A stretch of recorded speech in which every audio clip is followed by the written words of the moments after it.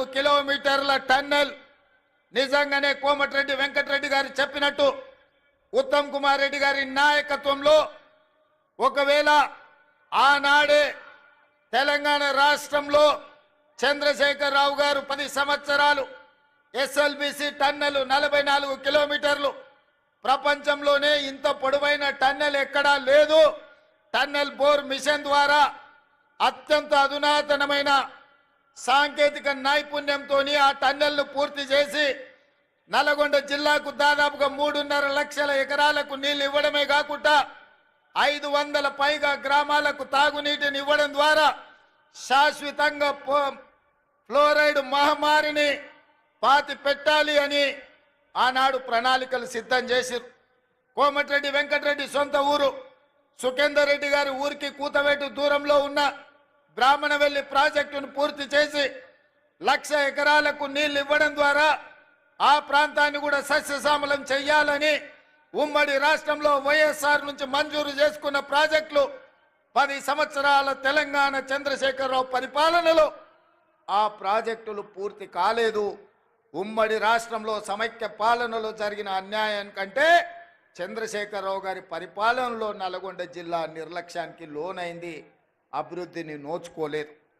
అందుకే మిత్రులారా, ఈరోజు డిసెంబర్ 7, 2024 మొదటి సంవత్సరం పూర్తి చేసుకుంటున్న సందర్భంలో మీ ఆశీర్వాదంతో నల్గొండ జిల్లాలో 12 అసెంబ్లీలలో 11 గెలిపించి 2 పార్లమెంట్లలో కుందూరు రఘువీర్ గారిని చామల కిరణ్ రెడ్డి గారిని పార్లమెంటు సభ్యులుగా అత్యధిక మెజారిటీ దక్షిణ భారతదేశంలోనే అత్యధిక మెజారిటీని ఇవ్వడం ద్వారా ఈ నల్లగొండ గడ్డ మీద 3 రంగుల జెండానే ఎగురుతుంది. మీ భుజాలు కాయలు కాసేలా ఈ జెండాను మోస్తాం, అవసరమైతే ఊపిరైనా వదులుతాం, కానీ కాంగ్రెస్ పార్టీ జెండాను వదలము అని నిరూపించిన వీర సైనికులు కాంగ్రెస్ పార్టీ కార్యకర్తలు ఈ నల్లగొండ గడ్డ మీద ఉన్నారు. మరి ఇంత మెజారిటీ ఇచ్చి ఈనాడు ఇందిరమ్మ రాజ్యంలో మీరు ప్రభుత్వాన్ని ఏర్పాటు చేసినప్పుడు మా బాధ్యతగా భావించి మొట్టమొదట పెద్దలు ఉత్తమ్ కుమార్ రెడ్డి గారికి సాగునీటి పారుదల శాఖ మంత్రిగా వారికి బాధ్యతలు అప్పచెప్పిన సోనియా గాంధీ, రాహుల్ గాంధీ, మల్లికార్జున్ ఖర్గే గారు ముందు నేను ఒకటే మాట స్పష్టంగా చెప్పిన, నల్గొండ ప్రాంతం చైతన్యం గల ప్రాంతం. నల్గొండ ప్రాంత ప్రజలు చాలా మంచి వాళ్ళు. మంచిగా ఉన్నంతసేపు, వాళ్ళ మంచి కోరుకున్నంతసేపు మనకు అండగా నిలబడతారు.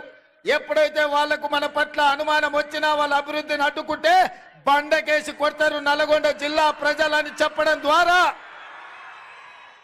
మీ బిడ్డని, మీ నాయకుని ఉత్తమ్ కుమార్ రెడ్డి గారిని ఈరోజు సాగునీటి పారుదల శాఖ మంత్రిగా చేసి మీ జిల్లాలో ఉండే పెద్ద ప్రాజెక్టులు కావచ్చు, చిన్న ప్రాజెక్టులు కావచ్చు, కానీ పిల్లాయి కాలువ కావచ్చు, ధర్మారెడ్డి కాలువ కావచ్చు, భువనగిరి ప్రాంతంలో మా కుంభమణిలు అడిగే ప్రాజెక్టులు కావచ్చు, ఈ రోజు మునుగోడు దేవరకొండ ప్రాంతానికి నీళ్లు ఇవ్వడం విషయంలో కావచ్చు, ఏది ఏమైనా నగరేకల్ ఏ ప్రాంతమైనా తుంగతుర్తైనా ఖచ్చితంగా మీ ప్రాజెక్టులు పూర్తి చేయడానికి అవసరమైన నిధులు ఎన్ని కావాలన్నా, ఎన్ని వేల కోట్ల రూపాయలైనా అడగవలసిన అవసరం లేదు. మీరు బాజాప్తా తీసుకోండి అని మా ఆర్థిక మంత్రి, ఉప ముఖ్యమంత్రి వర్యులు బట్టి విక్రమార్క గారు ఈరోజు అనుమతి ఇచ్చిండ్రు.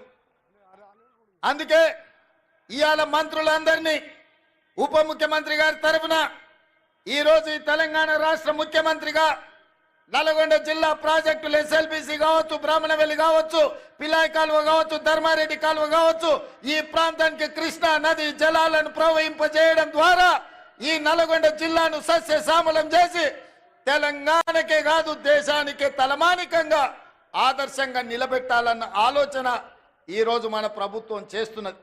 ఇదే కాదు, ఉత్తమ్ కుమార్ రెడ్డి గారు సాగునీటి పారుదల శాఖ మంత్రిగా, సివిల్ సప్లైస్ మినిస్టర్గా ఈరోజు బాధ్యత వహిస్తూ మేము ఆనాడు చెప్పినాం వరి పండించండి అని. గత ప్రభుత్వం చంద్రశేఖరరావు గారు అన్నారు, వరి వేసుకుంటే మీరు ఉరి వేసుకున్నట్టే, వరి కొనుగోలు కేంద్రాలు మేము తెరవము, వరి కొనము, మేము మీరేసుకుంటే మీ కర్మ అని ఆనాటి ప్రభుత్వం చంద్రశేఖరరావు గారు అన్నారు.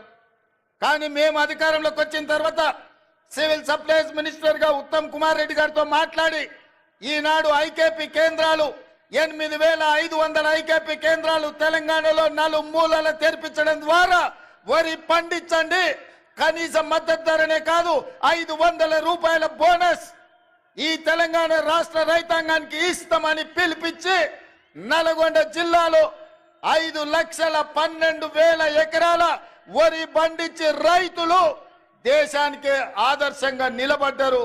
అందులో 2,70,000 ఎకరాల సన్న వడ్లను నల్గొండ జిల్లా ప్రజలు పండించారు. అందుకే ఈరోజు 3 రోజుల్లో మీ అమ్మిన వడ్లకు పైసలు ఇవ్వడమే కాదు 500 రూపాయల బోనస్ ఇవ్వడం ద్వారా రైతు అంటే ఆత్మగౌరవంతో బ్రతకాలి.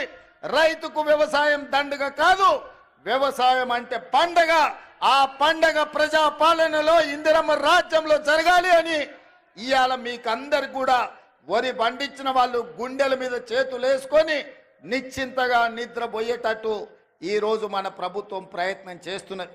అందుకే మిత్రులారా, ఉమ్మడి రాష్ట్రంలో లేని విధంగా ఈ దేశంలోనే ఈసారి తెలంగాణ రాష్ట్రంతో పోటీపడ్డ వరి రైతులే లేరు. 66 లక్షల ఎకరాలలో 1,53,00,000 మెట్రిక్ టన్నుల వరి ధాన్యాన్ని పండించి ఈ దేశం మొత్తం మీదనే తెలంగాణ మొదటి స్థానాన్ని సాధించింది. ఈ తెలంగాణ రాష్ట్రంలో 5,12,000 ఎకరాల